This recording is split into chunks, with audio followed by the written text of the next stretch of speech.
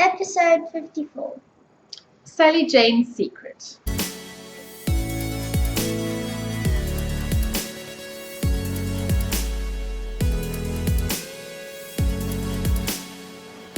Hello and welcome to the Pink Hair Girls podcast. Rachel helped me to Did your hair yesterday? dye my hair. What do you mean did my hair? Rachel helped me to did my hair. I did your hair. You did my hair, but you didn't help me to did my hair. But I did it.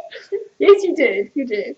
But in the sentence that I was saying, that wouldn't have worked very well. People will start wondering if I shouldn't send you to school. Rachel helped me to did my hair. I helped you to do My hair, yes, you did indeed. And there were some pictures on Instagram and Facebook and stuff. The bleach stuff that we used, which is really horrible, stuff I haven't used before, was green. And it turned, Mom's back is green. No, it's all off now. But it was normally, bleach, the bleach mixture stuff that I've got kind of has a blue tint to it, but it doesn't make anything blue. This green stuff actually dyed your part of your hair green, and it dyed my back green as I rinsed it off in the shower, and my hands were green. And anyway, so I put a picture on Instagram where you could just see where the dye had put the dye on. And it looked a bit like I was dyeing it green. So some people did say it looked very Christmassy. And then it was, I think they maybe thought I was making it green. But no, it's always pink. I've had it, it's going to be 7 years. Did I say 7 years? In May it will be 7 years that I've had pink hair. Isn't it the 10th of May? Yeah, 10th of May it will be 7 years that I've had pink hair. And I've never really wanted to have another colour hair. I mean, I'm pink hair girls. I wanted pink hair, so... I haven't done, a lot of people have had blue hair and pink hair and purple hair and all sorts of different coloured hair. Mine's just always pink. And so then Rachel asked for payment was that I did a pink stripe in her hair. It's not, I have a small it's one. not, hers is not bleached, so it's just over her natural hair. So it's a small one on the one side. Turn your head this way. So this one's a big one. There's a little one here. And then just in her fringe here, there's another one. So, I've had a pink stripe in my fringe once before, but I had it along my hair like that. yeah. That was when I had super long hair when I was 6. When you went to when Titus was born, hey? So yes, today it is the Pink Hair Girls podcast. Maybe for another 2 weeks. So, yeah, yours will wash out, it's not bleached. Suzanne reminded me on Facebook that weren't you the one that told me that having pink hair was ridiculous? Yes. So why have you got having pink hair now? Is it less ridiculous now? Because having one stripe is not ridiculous. Having one stripe is not ridiculous. Only having all pink hair is ridiculous. I wouldn't have it. No, you don't have to. I'm keeping my hair natural. You've got such pretty natural colours. If it changes, I want it black or blonde. I'm going to play around with that. Okay. All right. So, welcome. I hope you've had a good week. So, shall we jump into this episode? So, we ended last week off by saying that I didn't have enough time to finish the review for my sister and that I would do it this week. And then we alluded to some great secret. It really isn't a secret as such. It's just something that you possibly don't know about me. I don't think. I went through and watched all the podcasts to make sure you've never mentioned it. No, I've never mentioned it. If you've trawled back in my blog years and years and years, you possibly have found it. But yeah, it's not, I think it's not something I talk about, not because I am embarrassed or ashamed or anything. It's just because it's something that became normal. It's like something that sort of made me feel normal, and therefore it wasn't something that I needed to. I spoke about it quite a bit in the beginning on my blog, but in the past years or whatever, it's just made me feel more normal, and so therefore it's not really something I even think about as much anymore. Anyway, so I have 2 sisters and my mom, and who are all fairly adequately endowed with boobs. I, on the other hand, seem to miss a sibling. So my older sister has normal size boobs, and I had nothing. And I don't mean small. I mean, like, I couldn't even shop an A cup. It didn't fit. It was the most demoralizing thing in the world, was to go bra shopping. And then my younger sister seemed to get a double dose. So she got mine and hers. So yes, in the same family we had from absolutely nothing to, and I can't say it didn't bother me. It always bothered me growing up. You know, as a teenager and at school, there's nothing worse than feeling like the kid that doesn't fit in. I was very tall and very thin, and people would have said, and I had extremely long hair, sort of Rachel's color. And people would have said, oh, you know, I'm so lucky to be, you know, tall and thin and blah, blah. And I still felt like I wasn't normal. I didn't fit in. I didn't, especially Western society places a big emphasis on your looks. On your looks. It is on your looks, isn't it? But it's also that you fit a certain body image. Pressure. Yeah. Like models that go down the catwalk looking. Oh, I watched the most hilarious video last night, and I know one shouldn't laugh at other people's misfortune, but I kept laughing. I couldn't help it. It was these poor models, and I mean, they are very, very thin, but made to walk on the most ridiculous shoes. I mean, like, enormous shoes. There were all these models falling over, or either like some of them the catwalk collapsed. Some fell into, if there was like a runway and there's water on either side, they fell into the water, and some just could not walk on their shoes. I mean, one girl, no matter how many times she got up, she could literally not balance on these shoes. Yeah, one really should not laugh at other people's misfortune, but I couldn't help it. It was stupid very of them funny. to go into the model society. society. You know, anyway, but I mean, the magazines and pinups and bras and all these things, you know, you're sort of told that it's not just that, because I mean, that's part of it. It's not just that, though. It is trying to go bra shopping because you don't want to not wear a bra. I didn't need to wear a bra ever. Excuse me. But there is a point of kind of when you get a bit older and your nipples develop, that you don't want to wear a t-shirt, no bra, you know, that kind of thing. Are you smuggling raisins or something? You know, you don't want to not wear a bra, but you don't fit any of the bras. So I mean, I landed up wearing those kind of strappy t-shirts with the built-in extra support, just so it didn't look like I was never wearing a bra.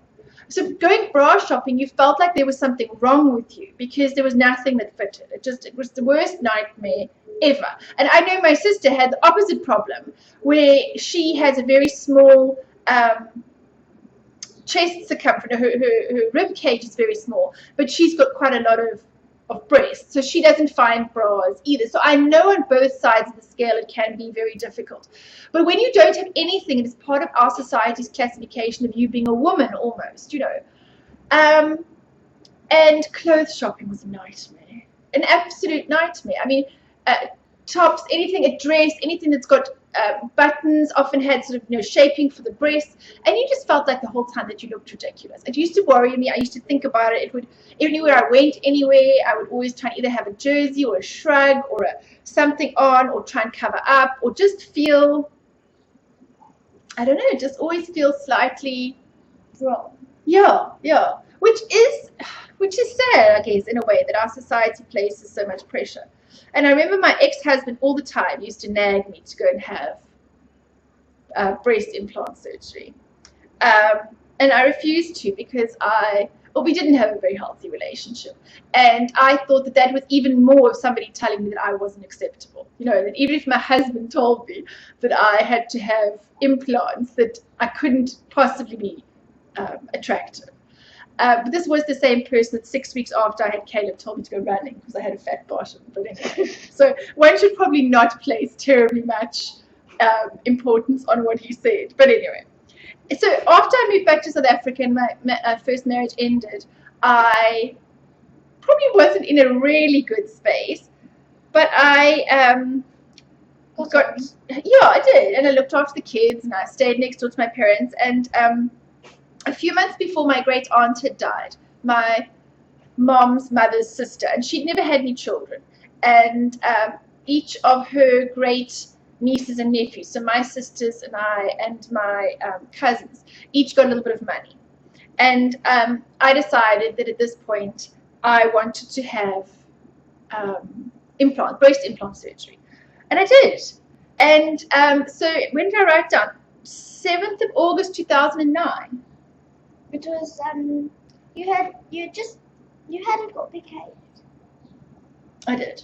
I remember the doctor saying something about me. I had the pink hair first. You had a stripe.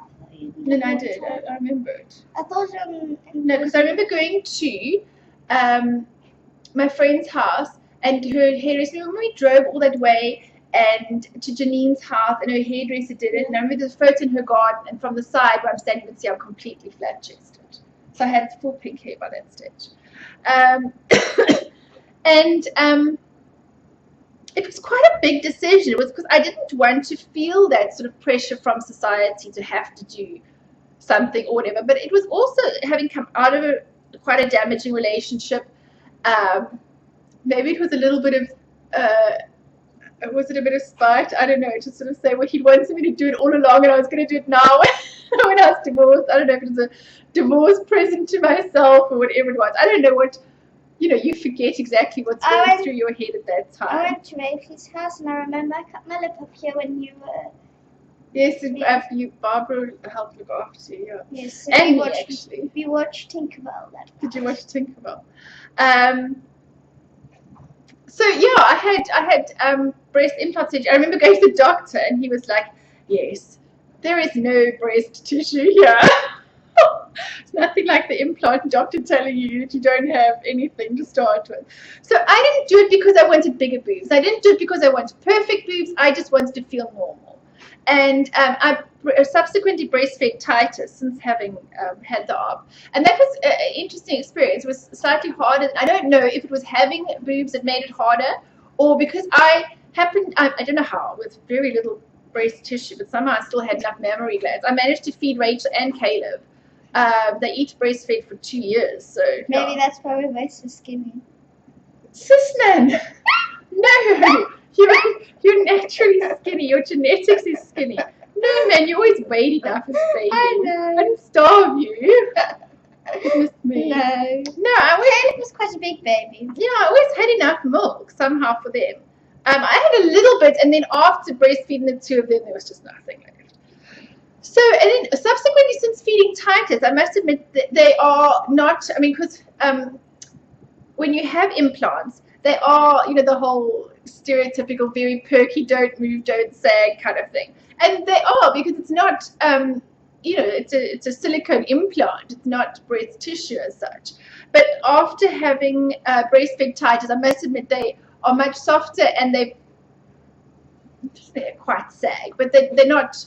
They do more what normal breasts do, and I don't mind even if they do. I only wanted to be normal. I didn't need to be perfect, So yes, I did have breast implant surgery, which you probably don't know about because it's not something you generally chat about on your podcast. Well, let me tell you about my fake boobs. I was quite surprised at the time how positive and how supportive people were. I didn't get any negative reactions or people telling me that I shouldn't have or that I was letting women down or buying into a stereotype. And I know there are those that feel that and that we should feel happy in whatever body we've got and embrace it and all the rest. And that's fine. But for me, it was a good thing. What the doctor was quite good and stuff. And he said to me, any kind of plastic surgery, people need to think that they have to think about why they're doing it and if there's something they're unhappy with in their life and if they're generally unhappy, because it's not going to change you. You're not going to come out any happier or less happy or more happy. You know what I mean? It just, if you were thinking it's going to suddenly make you happy, it's not. It's just a physical attribute, and if you are still not at peace with yourself, it's not going to change that. So why am I telling you all of this at length when I'm going to review my sister's running bra? Well, because I never needed running bras before.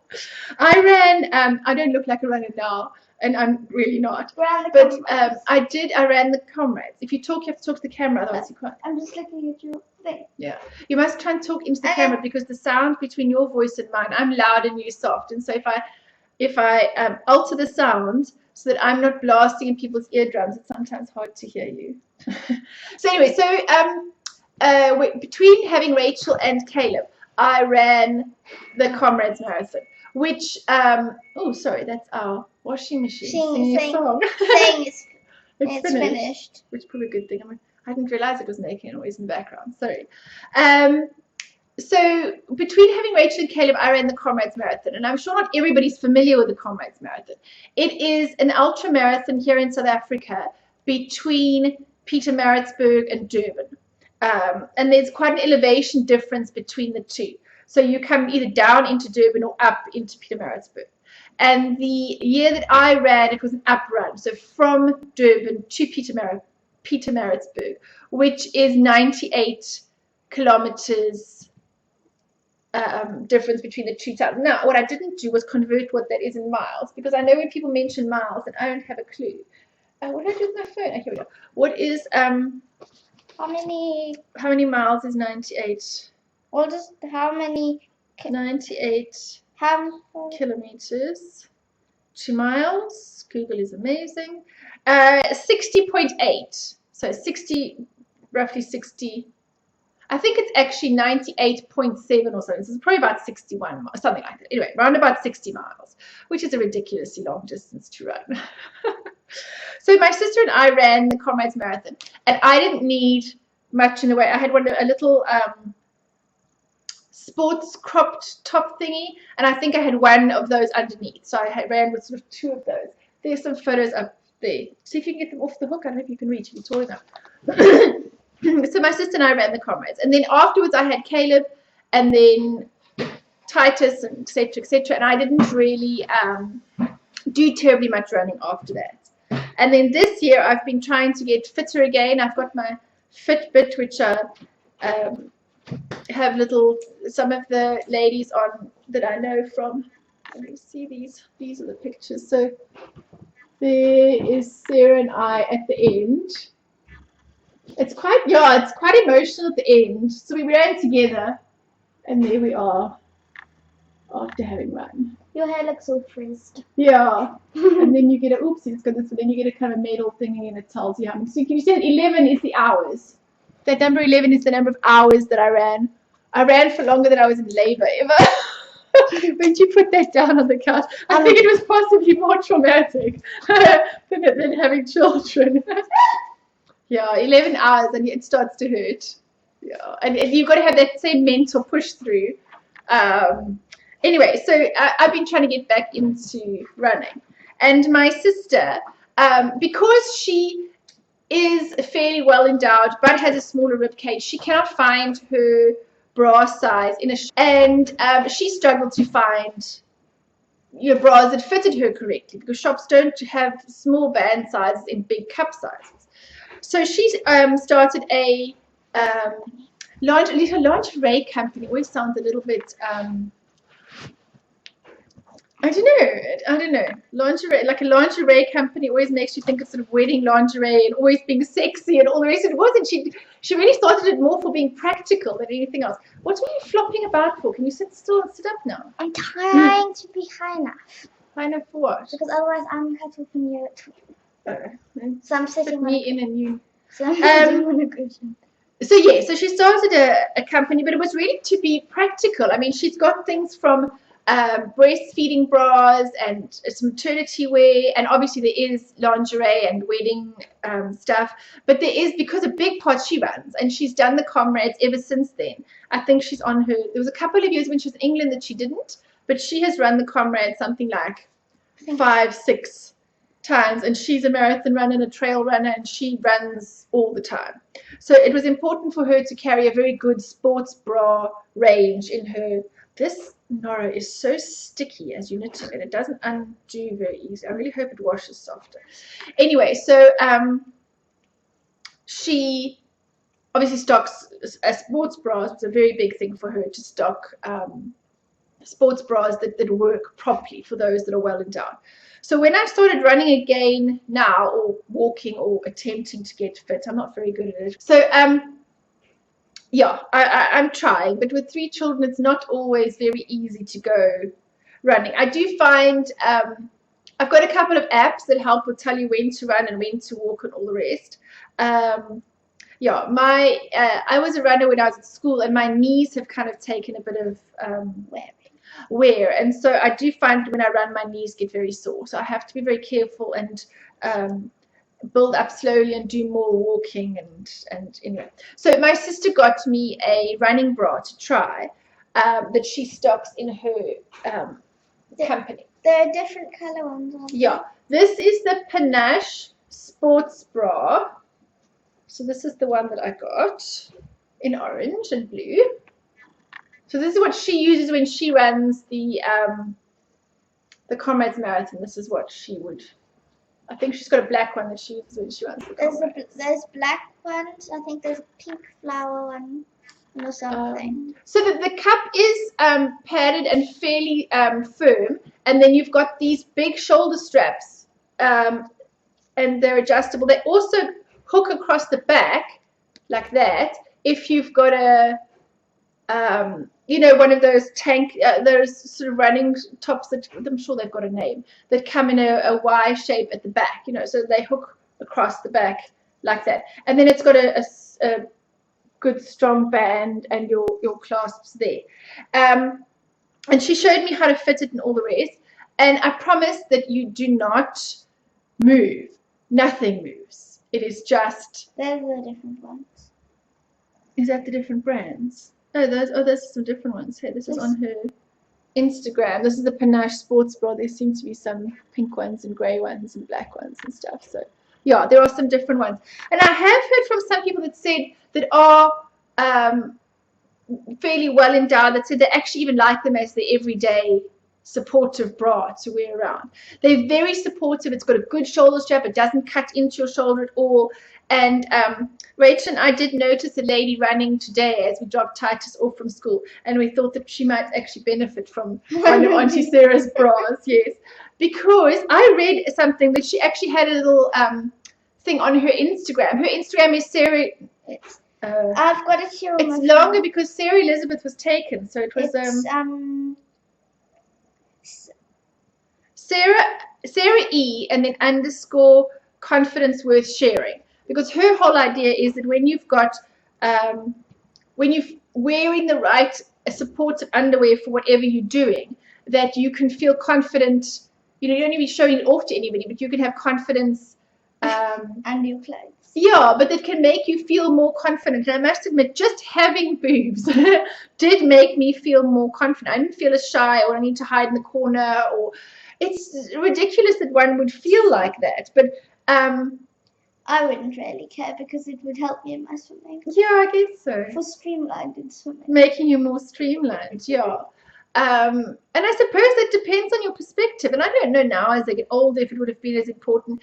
I just like that it now feels normal. That it just isn't something I need to talk about, or that it just isn't something that comes up actually all that much. It's just, it's just there. It's not even something in the family that we talk about. It's not really, but if anyone's got any questions or want to ask any more about it, or I'm not easily offended. There's really very little you could say, and you can even say to me, I think that you're a great disappointment in womankind because you sold out and did this. It's okay. I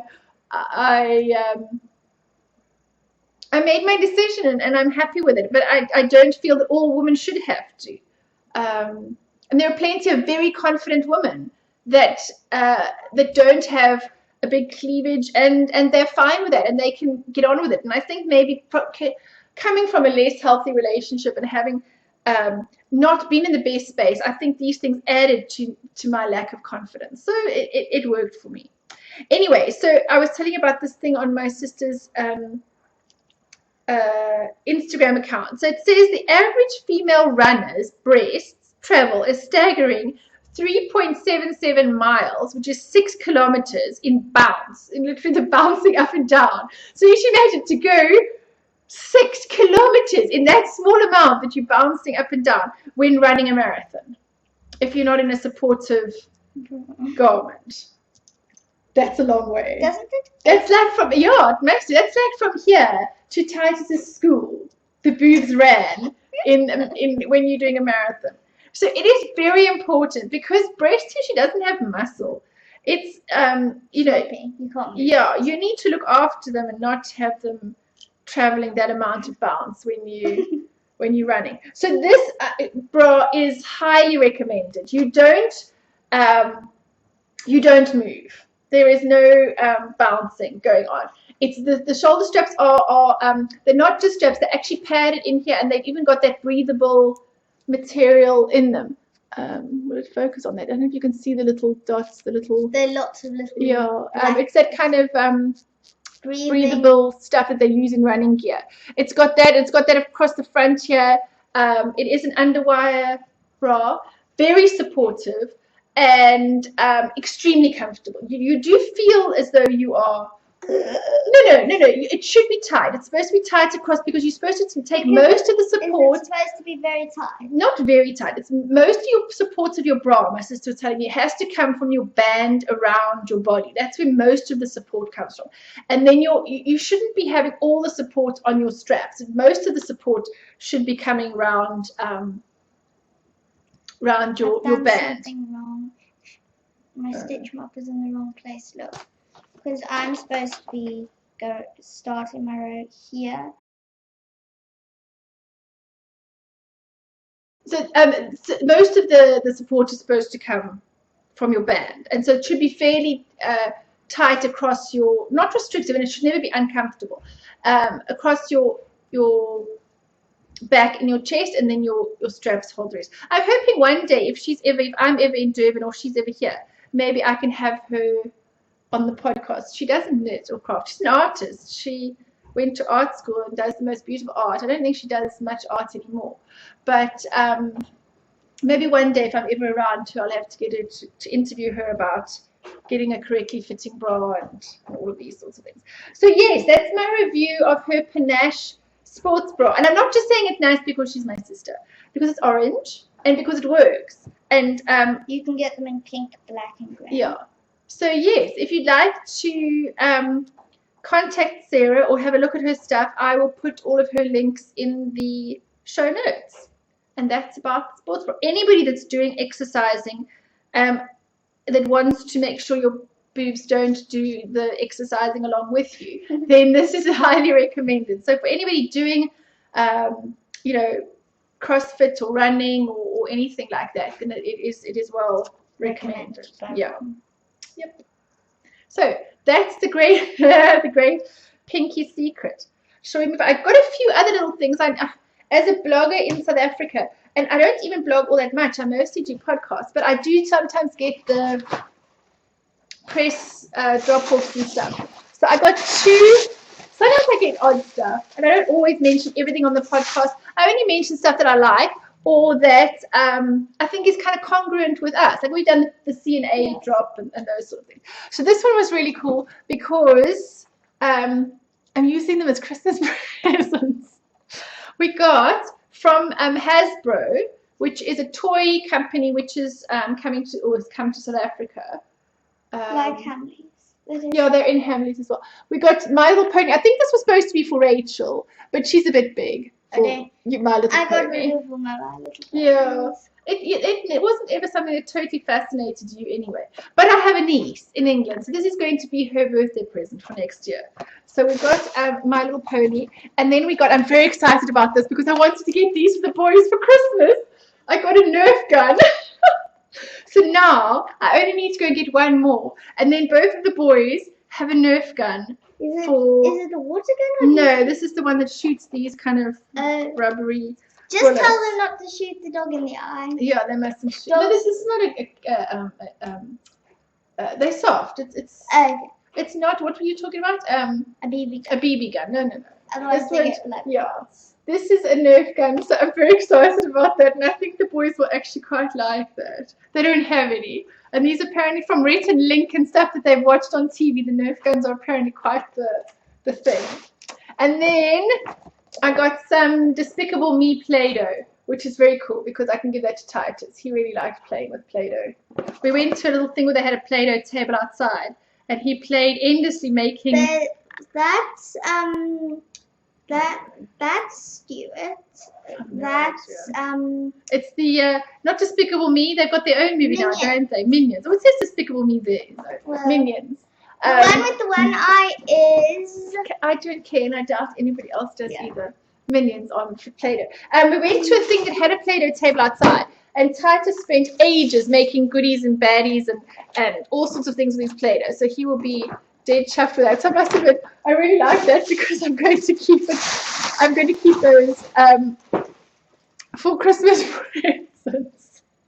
And then I got a drop from Bostik, who've rebranded. They used to have a kind of a swirl, and they now have a little gecko, because they said that geckos, he's called Gary the Gecko, because geckos are really famous for being able to stick on just about any surface. They can crawl up glass and all that. And I was thinking we should actually look up why they are able to. You did learn it on one of those programs. Was it the Kraft Brothers or something? Where they sound like the Kraft Brothers. It's a very cute little cartoon series of sort of eco and animal things, and it's Kratt, Kratt Brothers, but it does sound a lot like it's their surname. It's two actual people that introduce the episode, and you see them being filmed with whatever animal, and then it goes into a cartoon that does. So was it them that did an episode on the geckos or whatever? Yeah, some sort of they have some sort of a flat over line. Something that, we need to research that. We need to research that more. Anyways, I got a whole drop off of stationery, and I do admit to being a little bit more excited about stationery than possibly is normal. But being a homeschool mom, 5 glue sticks is a really great addition. Because I know, and press stick, and we're sticking up stuff all the time. Sellotape. Super clear sellotape, not just clear, super clear, so I can wrap the Christmas presents. And then there's some really nice colored pencils. And so I want this one. Well, I was going to divide them up. So the children get stationery. The children get stationery in their Christmas boxes because it just helps with the stationery we need throughout the year anyway. And so there are these.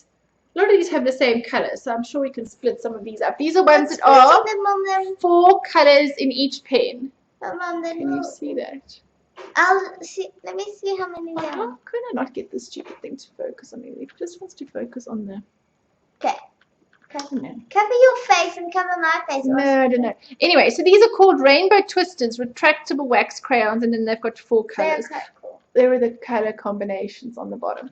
So these are really cool. And then we got some wax twisters, which are the same sort of twisty ones, but they're just one color. And then some rainbow glitter. So I'm going to divide those up and put that in the children's Christmas hampers as well. So it's quite cool to get these things that are going to be... You don't mind that your mother's giving you free Christmas presents, do you?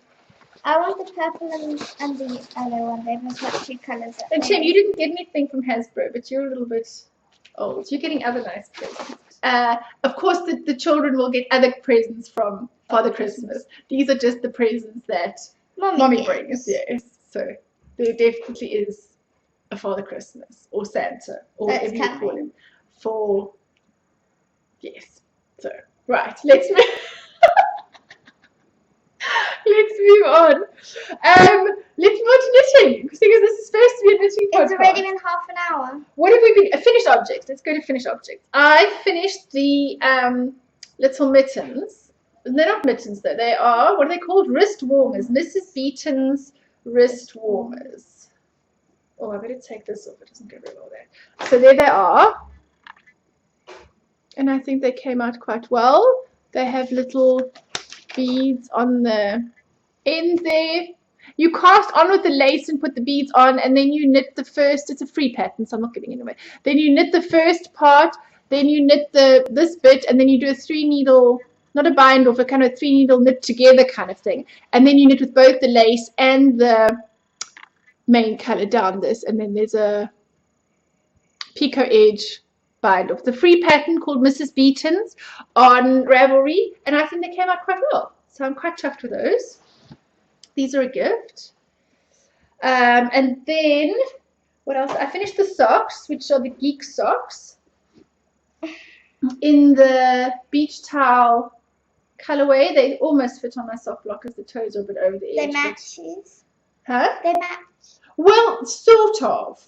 Yes. They don't start at quite the same place, but one was missing a stripe. It's your You first see, this one has that stripe and this one doesn't. And so when it got to the heel, they matched up. And then they are actually, if you put them together like that, from after the heel, they match up the leg. Because it was missing a stripe. Yeah, so then the other one caught up, basically. Yeah. So there are my 2 socks. These are Stella Fiberworks. I think it's an 80-20 base. They're quite a lot stiffer than I didn't get a tag with it, so I'm not sure what the yardage is on them. But they if I knitted this yarn again, I would knit it on or knit all my socks on a 225, and that's been fine. And I found these a little bit hard to knit on a 225. I would knit them again on a 2.5 if I did them again. I found they were a little bit stiffer than other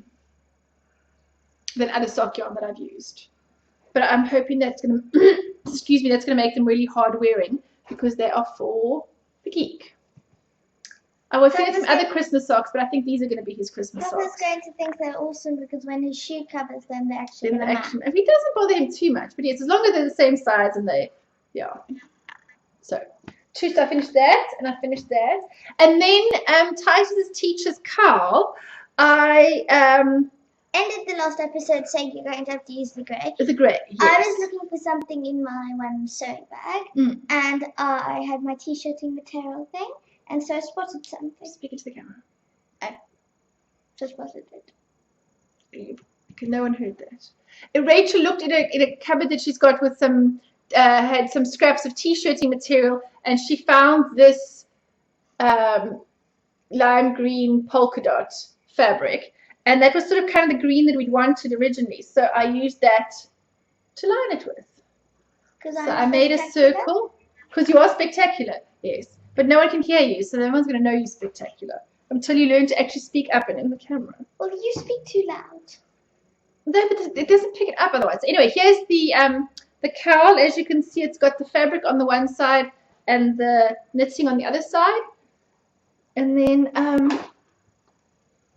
when you wear it, it's like that. It's coming up to orange.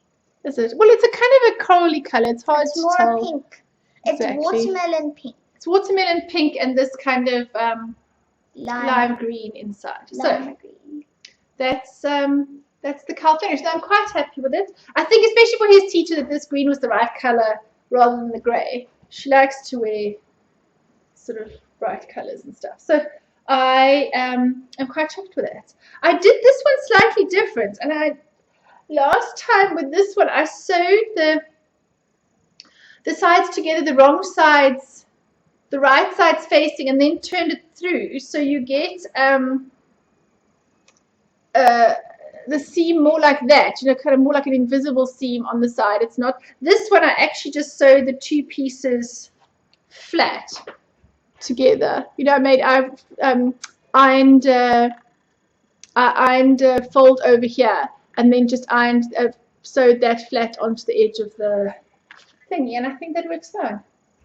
It makes it nice and straight, you know, it gives it a straight front, which I think is quite nice. So, yes, Titus's teacher's present is finished, and he ends school 9. The 8th, not next week, but the beginning of the week after. Most schools end on the 10th, and he finished. No, actually most schools end on the 9th, and so she's changed his end date to the 8th, so they can have their little parts before all the other moms need to go fetch the other kids and her kids that come out early on the 9th. So, yeah, so those are my finished objects: socks, mittens, and his teacher's cowl. And then during the podcast, I've been knitting on Rachel's kitty vertebrae, which I haven't knitted on since literally we showed you last time. So that's what I've been knitting on during the podcast, which is in the Noro. Only because I needed something easy to knit on, because I have been monogamously knitting on the Sylvie. The Sylvie of Doom, as Rachel calls it. Well, it's much further than you last saw. Look how big that is now. It was about. When I picked it up. When I picked it up this week, it was the top of that leaf there. So I've gone from that. I'm always very bad at getting which way I should go in the camera. So Yeah. I've added You from the see, top of that leaf, I've gone up and I've added the bubbles for the where the flowers are going to go. Now these dangly bits, I know it looks a bit funny, all of these stitch markers, it's eventually they pair up and it's which stitch you lift, which becomes the flower petals. do you do the cabling afterwards? No, what do you do with the cabling afterwards? The petals afterwards. Yeah. Yeah, the petals you do afterwards. The cables are what I'm doing at the moment. Where's a picture of the... Because you See, it's got which one? Okay, there we go. It's got those flowers on it. There's one and there's one, and then there's one up on the shoulder as well. And so those things where you pick up to do it's very windy today. the flowers, yeah. The window's rattling. And so it takes me ages because I'm busy knitting the front. I put it all together, the front, and then the back is that bit there, and then the other front is that bit there. So I'm knitting it all in one, and this is why it is taking me so long. I mean, I can only do about maximum 7 to 9 rows a day because it's also moss stitch. I could do maybe, and I'm very slow on I knitting. can do half a Yeah, and it's big needles and moss stitch, and it's heavy, and it's just taking me ages. Mom sits there and she knits. It's a stitch as fast as I can. So I didn't want to get only halfway through a row if I was knitting during the podcast and not actually be able to show you how far I was. So I'm one row short of finishing the first back chart, and then I've got the second back chart to do. And then halfway through the second back chart, I split off for the you cast off stitches. If you were doing just the back, you would have cast off those stitches for the sleeve, and at that point I will split for the sleeve, and then I'll finish the back and I'll finish the two front pieces separately, and then I will do the sleeves, and I think I'll pick up the hood last, and I'm going to seam everything closed, and I'm going to pick up for the sleeve and knit it down and not up. So I'm going to knit it like with as few seams as possible, because it just feels to me like that's going to make sure it fits all into itself. You know, I'm not trying to match up sides, I'm not trying to match up sleeves, so I'm trying to do this as all in one as I can. So I will let you know how an all-in-one Sylvie goes. Sylvie. Yeah. Oh, with the spider. It's quite something. The Sylvie, he has a spider. Mm. The spider marker. The spider stitch marker. So that is what I have been knitting. I really had to make myself do it. I do not want the Sylvie on the needles to start next 2016 with. So my goal is to get that finished. I also need to knit the little cardigan or some few little things for my friend's baby. But yeah, I just asked to get the Sylvie finished. So I have been monogamously knitting. It's quite tough on your hands as well, but I really just want it done now. I'm so over it.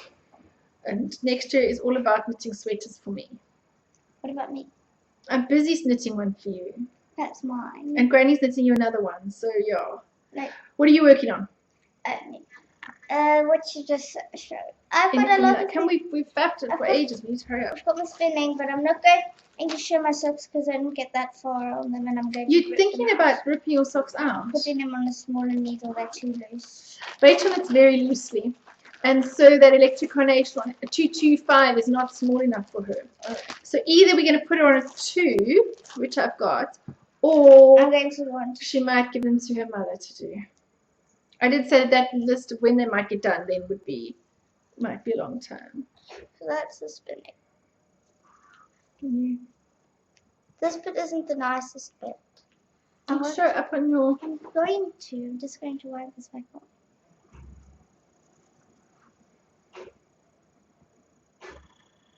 There we go. There's focusing on the spinning.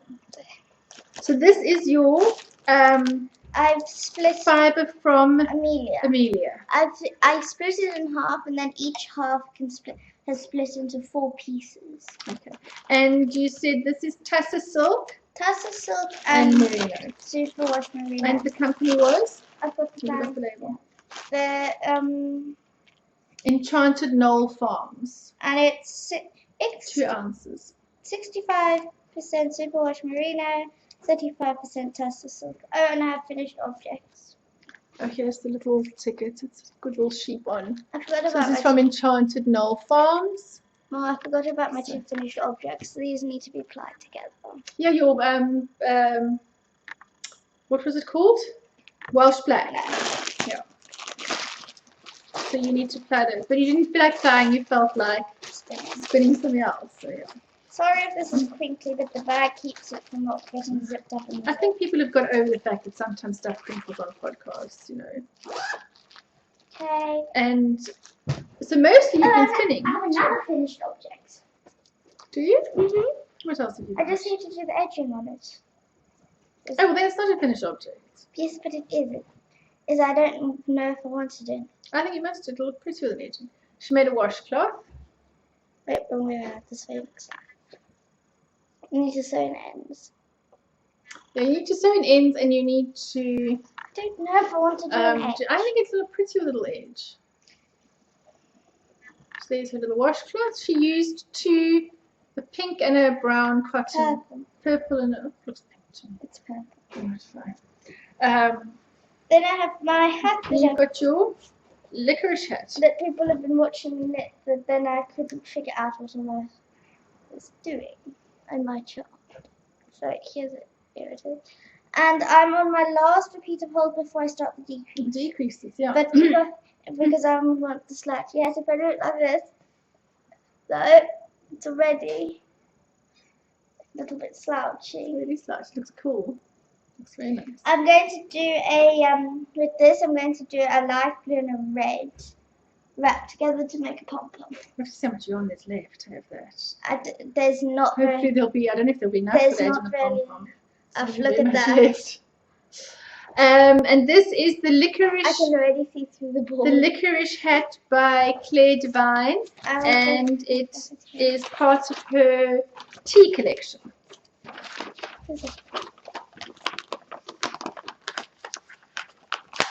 Oh, you can't see that well in the picture, but you. There's sort of a picture. It's a basic stocking. It's a nice one. Stocking stitch hat with yarn over. Oh, that's a good picture because it's the contrast without colour is quite good. You know, this example. Yeah. So there, it's a stocking stitch hat with yarn overs. Talking about tea, Amelia sent me where'd you get them? There's just two little tea bags in the kitchen. They're the pink one and sent me some chocolate super berry tea. I must admit to being a little bit not cautious, it's not the right word, wondering what chocolate tea was going to taste like. I was going to think, like, how do you have hot chocolate kind of flavor and tea? Oh my word, I was wrong about ever doubting chocolate tea. It is divine. It is probably one of the nicest teas I've ever tasted. I don't even forget this here. I'm going to now have to find chocolate kind. So it's organic rooibos, organic hibiscus, organic roasted cocoa pieces, organic licorice, organic vanilla pods, organic raspberry concentrate, organic blackberry concentrate, organic pomegranate concentrate with natural chocolate, strawberry, and raspberry flavors. It smells like chocolate when you put it in, but it's all these berries and chocolate and wow. This tea is the bomb. Amelia, I love this tea. This was some serious. I haven't tried this one yet. And this one is called Honeybush and I think it's Acacia ACEAI berry punch. Acacia. I don't know. Anyway, but this chocolate one, oh my gosh. I'm going to have to try and find some other chocolate berry rooibos flavored tea. And the mystery of the fiber. The missing fiber, or the fiber that we didn't know. The missing gifter of the fiber has been solved. Ellie from FO and Dye said that it was from her and Dave, in the parcel that came with the voodoos and all the rest for us. And it was the yarn was for me and the fiber was for Rachel. So we solved the mystery of the fiber. So the fire. We can say thank you very much to Ellie and Dave. It was beautiful. That purple is really beautiful. So if you spin it, then I will knit it for me. No. So you spin that lovely purple, and then Mommy will knit it for me. No, I'm knitting it. You're knitting it for me. No. Spinning is a lot of effort. You can spin if you want to try and spin. No, but it's such a pretty colour. You would love to spin for your mother. No. Horrible child. I think that's it from us. We've spoken about bras. We've spoken about next Bostik. We've spoken about okay.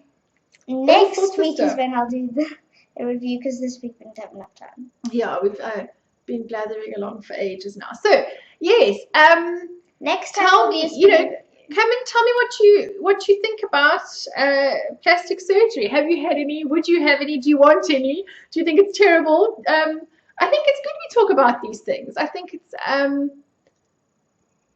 I think we need to be open dialogue about what it means to be feminine, what some of the kind of messages that are told from the media, and how you integrate that. Don't buy into all of it, but yet still may choose to make decisions like going to have plastic surgery. I think there is a step too far, and I have heard that a lot of people that had implant surgery then wanted to keep going bigger, like it was never enough. They just wanted to keep. No, I just wanted to feel normal. I don't need to be bigger and bigger and bigger. To me, it's fine, and I'm quite happy.